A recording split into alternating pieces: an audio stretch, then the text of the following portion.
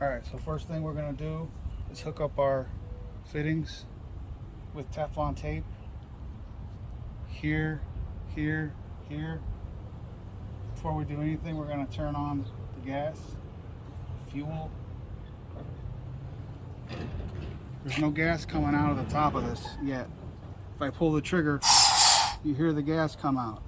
If I turn the valve, you hear the gas come out. Right now, nothing. So this is your idle setting.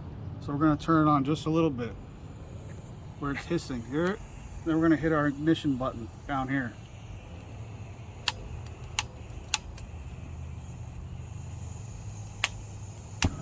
Alright, so now we have flame.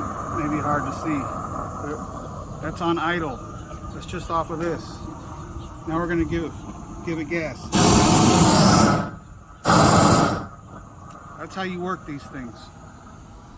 Turn this on, then this on. Then this is your boost, your trigger. Now we're gonna torch some weeds real quick here. Anyway, I can't get it to do it, but sometimes it'll go out because it's starved. If it does, then your idle flame turns off, but you can still hear the gas hissing. You just reignite it. Reignite it. There's nothing wrong with your unit. Just reignite it.